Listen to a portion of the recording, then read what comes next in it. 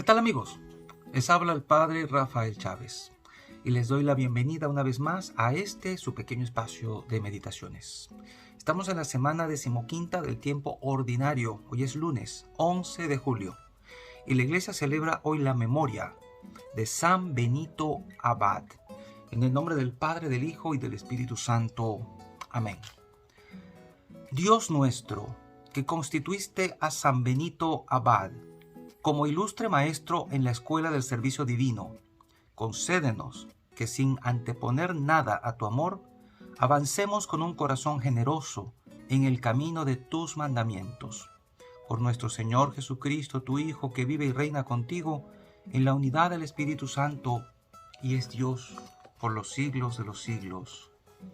Amén. Muchos son devotos de San Benito y de su medalla. Acerca de San Benito podemos decir que muere en el año 547. Escribió la famosa regla monástica, notoria por su sabiduría, moderación y necesidad de obediencia. Sigan todos la regla como su guía en todo y no permitan que nadie se aparte impulsivamente de ella. Fundó 12 monasterios, entre ellos el famoso monasterio de Monte Cassino. La Orden de San Benito cuenta en la actualidad con 7.500 religiosos aproximadamente. Se le considera el patriarca del monasticismo occidental, uno de los patronos de Europa. Pedimos la intercesión de San Benito en este día. La liturgia comienza con el profeta Isaías, capítulo 1, versículos del 10 al 7. Luego está el Salmo 49, al que sigue buen camino le haré ver la salvación de Dios. Y el evangelio de hoy es el de Mateo, capítulo 10, versículo 34 al 11, versículo 1. En aquel tiempo, Jesús dijo a sus apóstoles: no piensen que he venido a traer la paz a la tierra. No he venido a traer la paz, sino la guerra. He venido a enfrentar al hijo con su padre, a la hija con su madre, a la nuera con su suegra, y los enemigos de cada uno serán los de su propia familia. El que ama a su padre o a su madre más que a mí, no es digno de mí. El que ama a su hijo o a su hija más que a mí, no es digno de mí. El que no toma su cruz y me sigue, no es digno de mí. El que salve su vida la perderá, y el que la pierda por mí la salvará. Quien no recibe a ustedes, me recibe a mí, y quien me recibe a mí, me recibe al que me ha enviado. El que recibe a un profeta por ser profeta, recibirá recompensa de profeta. El que recibe a un justo por ser justo, recibirá recompensa de justo. Quien diere, aunque no sea más que un vaso de agua fría, a uno de estos pequeños, por ser discípulo mío, yo les aseguro que no perderá su recompensa. Cuando acabó de dar instrucciones a sus 12 discípulos, Jesús partió de ahí para enseñar y predicar en otras ciudades. Palabra del Señor. Gloria a ti, Señor Jesús. Seguramente usted estará diciendo, qué difícil está esto. ¿Cómo lo podemos entender? Muchas veces el ser cristiano nos va a poner en conflicto con el mundo y con los cercanos, con los de nuestra propia familia. Jesús ha venido a traer la buena noticia y Él es el príncipe de la paz.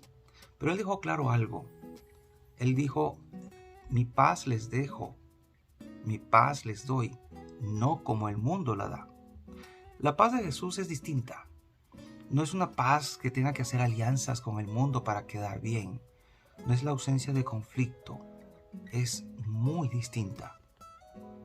Desde esa perspectiva podremos entender lo que Jesús dice aquí.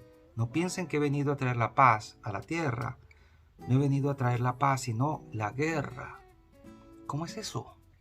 es que cuando uno se pone de parte de Jesús, va a crear, no porque Jesús traiga división, sino porque el hecho de ponernos de parte de Él va a generar conflicto. Conflicto, porque es que el ser cristiano no quiere decir que me instalo en una parte neutra y no opino, no digo, porque no quiero entrar en situación difícil con nadie. No es eso. La paz de Jesús viene de la conciencia serena de estar haciendo lo correcto, aun cuando eso implique muchas veces entrar en conflicto con el status quo, con lo que está hecho, con la gente que yo amo. He venido a enfrentar al hijo con su padre, a la hija con su madre, la nuera con la suegra. Los enemigos de cada uno serán los de su propia casa. Usted y yo sabemos que cuando algún miembro de la familia decide seguir a Jesús radicalmente, los primeros que se van a poner en contra son los de la casa, los que van a criticarlo, los que no lo van a entender, los que se van a burlar de esa persona. Hemos visto muchos casos y eso sigue pasando y seguirá pasando, porque el ponerme de parte de Jesús implica ponerme de espaldas al mundo, implica decirle no a un montón de cosas que el mundo me ofrece, implica pasar por tonto, por necio, por aburrido, por cortanota, decimos en mi país. En fin, eso va a crear conflictividad o guerra si usted quiere.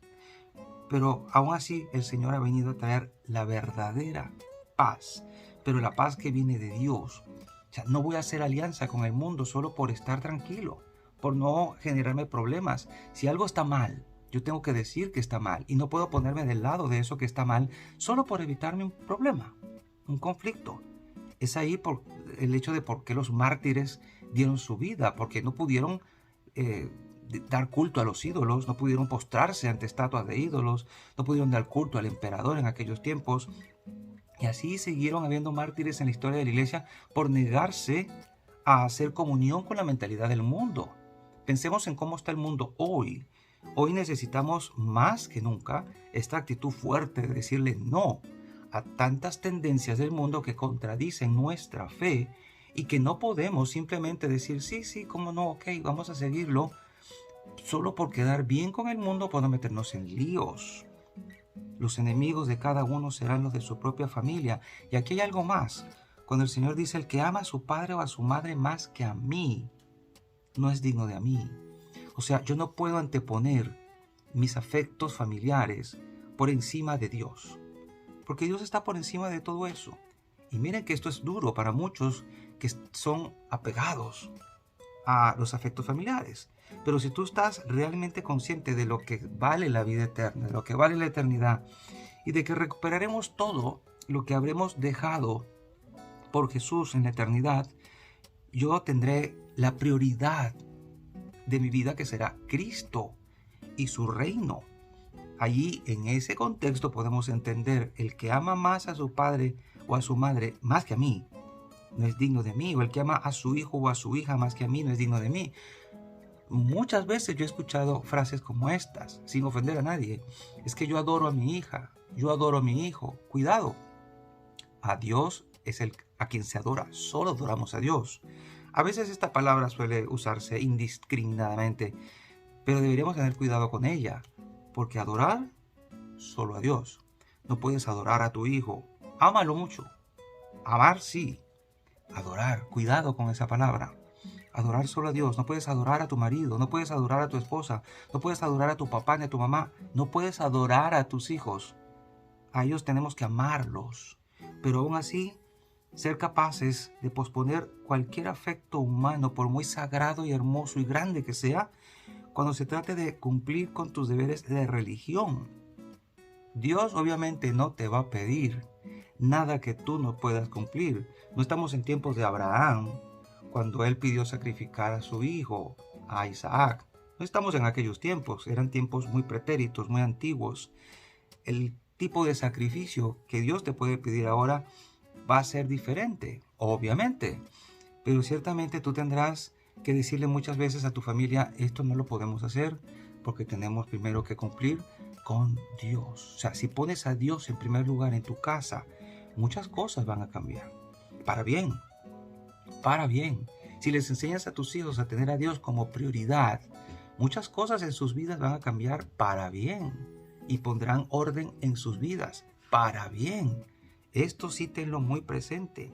El que salve su vida la perderá, y el que pierda su vida por mí la salvará. Perder la vida por Jesús significa renunciar a muchas cosas que este mundo te ofrece por Él, a muchas vanidades, a muchos placeres por Él, y la vas a salvar, porque estas cosas que Él te va a pedir que pierdas, en realidad no son esenciales para la vida, aunque tú pienses que sí lo son.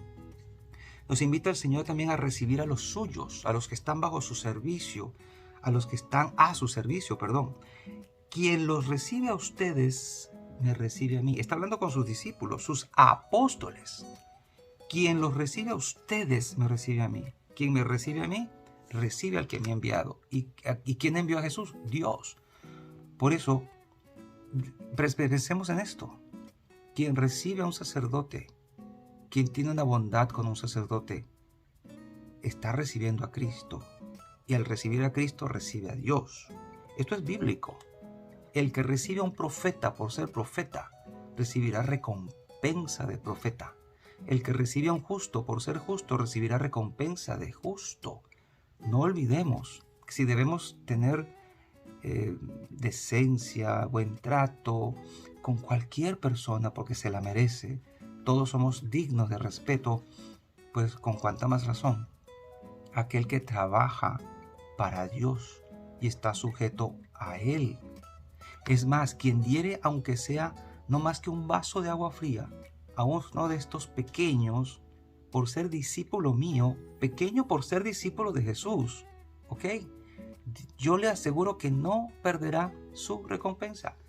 Cuando le hagas el bien a un profeta, a un fraile, a un sacerdote, por ser discípulo de Jesús, no por ser perico el de los palotes, por ser discípulo de Jesús, recibirás recompensa.